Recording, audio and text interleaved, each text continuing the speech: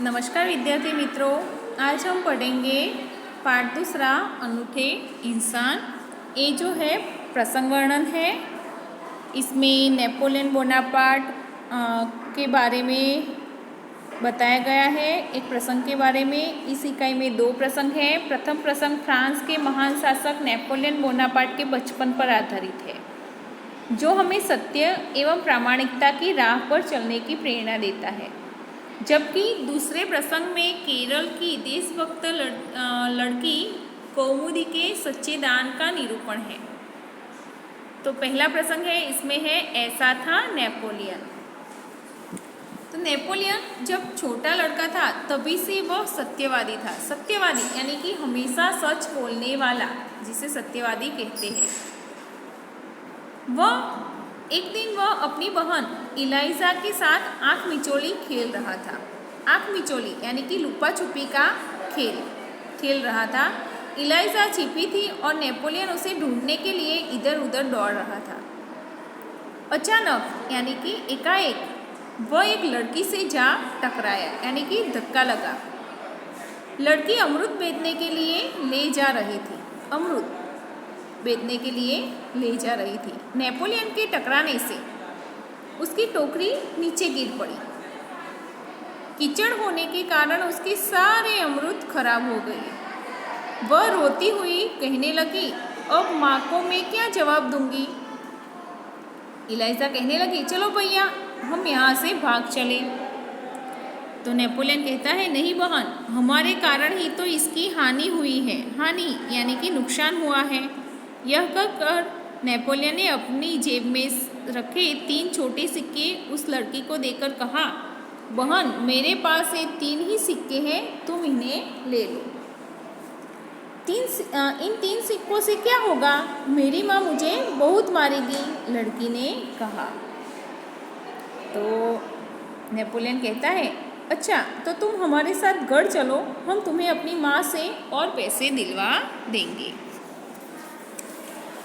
इस पर इलाइजा ने नेपोलियन से कहा, भैया इसे घर ले चलोगे तो माँ नाराज़ हो जाएगी। नाराज़ होगी यानी कि नाखुश होगी, अप्रसन्न होगी। लेकिन नेपोलियन नहीं माना। वह उस लड़की को अपने साथ घर ले गया। माँ को घटना की जानकारी देकर वह बोला, माँ आप मुझे जो जेब खर्च देती है उसमें से इस लड़की को पैसे दे दीजिए। ठीक है, मैं तुम्हारी सच्चाई से खुश हूँ, मगर याद रखना अब तुम्हें 1 महीने तक जेब खर्च के लिए कुछ भी नहीं मिलेगा, ऐसा माँ ने कहा। तो नेपोलियन हंसते हुए कहता है, ठीक है माँ।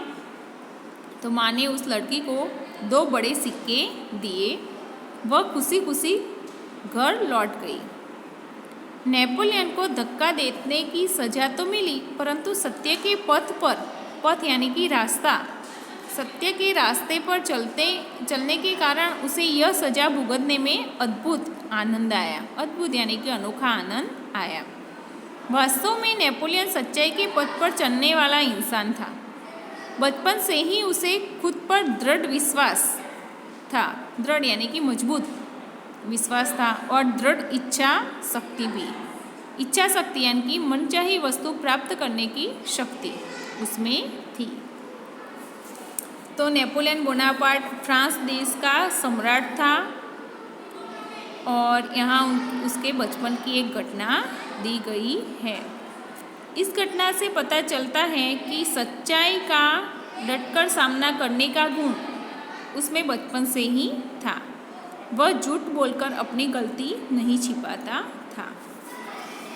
आगे है दूसरा प्रसंग है, जिसमें है सच्चा दान। मालबार केरल में मालबार है, वहाँ की एक बात है कि वहाँ पे बड़गरा नाम के एक गांव में सभा का आयोजन किया गया। आयोजन यानी कि इंतज़ाम किया गया। गांधी जी ने अपने भाषण में सभा में उपस्थित सभी बहनों से जेवरों की भीख मांगी। जेवर यानी कि गहने आभूषण की भीख मांगी। बहुत सी वस्तुएं भेंट में मिली। अपना भाषण समाप्त करके गांधी जी उनको नीलाम करने लगे। नीलाम करना यानी कि बोली लगाकर बेचना। वो सब जेवरों को वह बोली लगाकर बेचने लगे। उसी समय कौमुदी नाम की 16 वर्ष की एक कन्या धीरे से मंच पर चढ़ आई। मंच यानी कि स्टेज पर चढ़ आई। उसने एक हाथ की सोने की चूड़ी उतारी और उसे गांधी जी को देते हुए बोली, क्या आप मुझे अपने हस्ताक्षर देंगे? हस्ताक्षर यानी कि दस्तखत देंगे। तो गांधी जी हस्ताक्षर कर ही रहे थे कि उसने दूसरे हाथ की चूड़ी भी उतार दी। यह देखकर गांधी जी ने कहा, अरे पगली लड़की, दोनों चूड़ियाँ देने की ज़रूरत नहीं है, एक ही चूड़ी लेकर मैं तुम्हें अपने हस्ताक्षर दे दूंगा। इसके उत्तर में कौमुदी ने अपने गले का स्वर्णहार उतार लिया।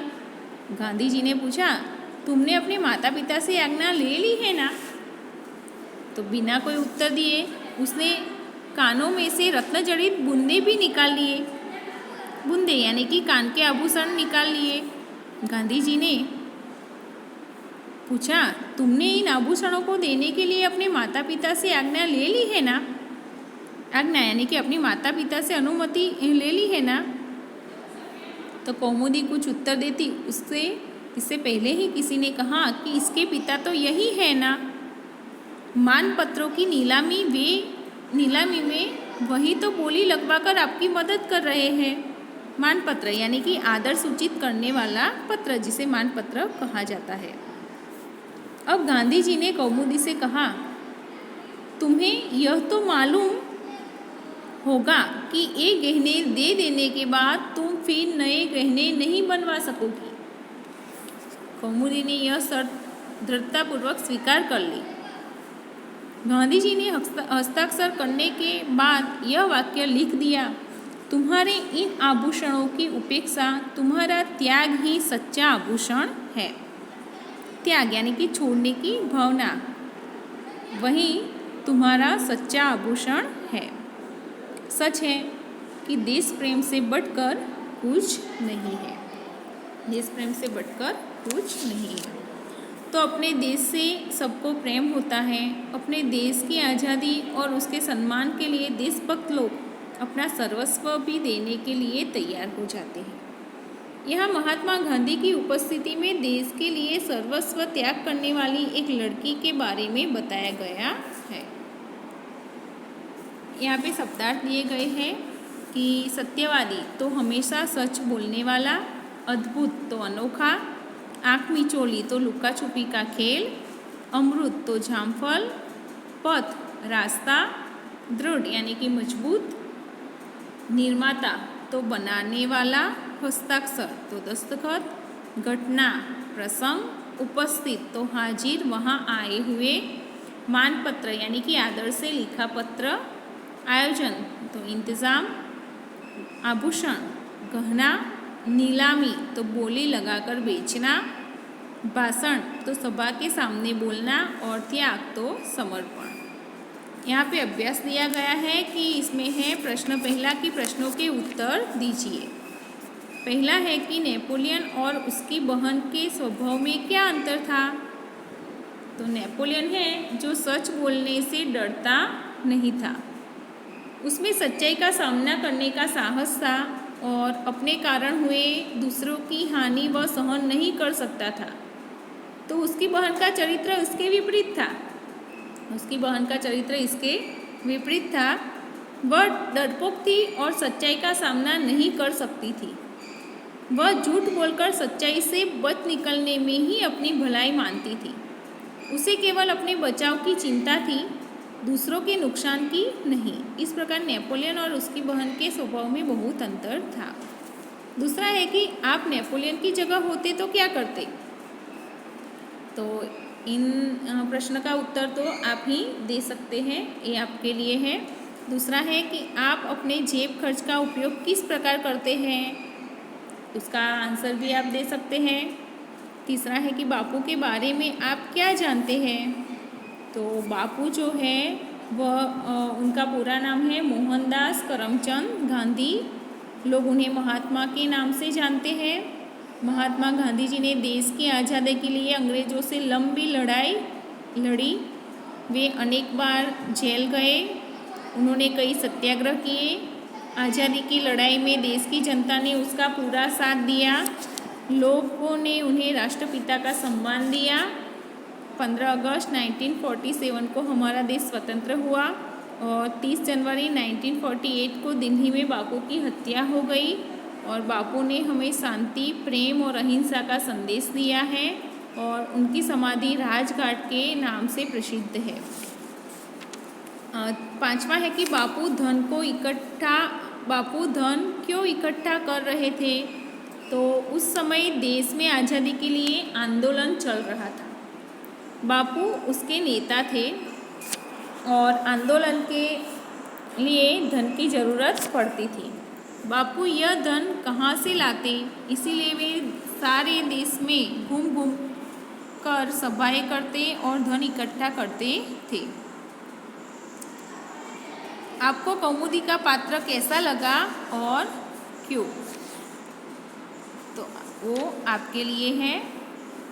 फिर है, क्या आपने भी कभी अपने माता पिता के सामने गलती स्वीकार की है? उस घटना को अपने शब्दों में लिखिए। आगे है प्रश्न दूसरा कि संयुक्त वर्ण से बने दो दो शब्द लिखिए। द और ध को मिलाने से बनता है द। तो शुद्ध, बुद्ध, क्रुद्ध। ऐसे त को त से मिलाने से बनता है त। तो वित्त, कुत्ता, छत्ता। फिर द को म से जोड़ने से बनता है म। तो पद्म, छद्म, सद्म। फिर द को व से मिलाने से बनता है द्व। तो विद्वान, द्वेष, द्वार। फिर ह को म से जोड़ने से बनता है म। तो ब्रह्म, ब्रह्मांड, ब्राह्मण। प्रश्न तीसरा है कि निम्नलिखित विषय पर चर्चा कीजिए। महात्मा गांधी और देश प्रेम। इंसान अनूठा कब कहलाता है और तुम अपने देश की सेवा कैसे करोगे, तो इसके बारे में चर्चा करनी है। फिर आगे है प्रश्न चौथा है कि नीचे संज्ञा से बनने वाले विशेषण शब्द दिए गए हैं, उनका वाक्य में प्रयोग करके लिखिए। धर्म तो धार्मिक। तो मेरे दादाजी कोई ना कोई धार्मिक कार्य करते रहते हैं। फिर है रंग, रंग तो रंगीन। तो पलक रंगीन कपड़े पसंद करती है। तीसरा है लोभ, तो लोभी। तो लोभी आदमी से कुछ पाने की आशा मत करो। चौथा है भारत, तो भारतीय। तो भारतीय लोग अतिथि प्रिय होते हैं। चमक, तो चमकीला। तो सोना चमकीला होता है। शक्ति, तो शक्तिमान। तो वह सभी काम करने में शक्तिमान है। गुण, तो गुणवती। प्राप्ति गुणवती बालिका है। बल, तो बलवान। भीम बहुत बलवान थे। दया, तो दयावान। आप बड़े दयावान पुरुष हैं। फिर है दर्शन, तो दर्शनीय। दक्षिण भारत में कई दर्शनीय स्थान है। आगे है प्रश्न पांचवा की उदाहरण के अनुसार लिंग परिवर्तन कीजिए। तो उदाहरण है पुत्र, तो पुत्री। वैसे आगे पहला है मेढक, तो मेढकी। तरुण, तो तरुणी। कुमार, तो कुमारी। देव, तो देवी। हिरण, तो हिरनी। वैसे आगे है उदाहरण दिया गया है सांप, तो सापिन। वैसे कुम्हार, तो कुम्हारिन। नाग, तो नागिन। बाघ, तो बाघिन। धोबी, तो धोबिन। ग्वाला, तो ग्वालिन। फिर है उदाहरण मोर, तो मोरनी। वैसे शेर, तो शेरनी। जादूगर, तो जादूगरनी। मास्टर, तो मास्टरनी। डॉक्टर, तो डॉक्टरनी। और ऊँट, तो ऊँटनी। प्रश्न छठा कि प्रश्न 5 में जिन शब्दों के लिंग परिवर्तन किए हैं उनका वाक्य में प्रयोग कीजिए। जैसे हिरण, तो हिरनी। तो हिरण दौड़ रहा है।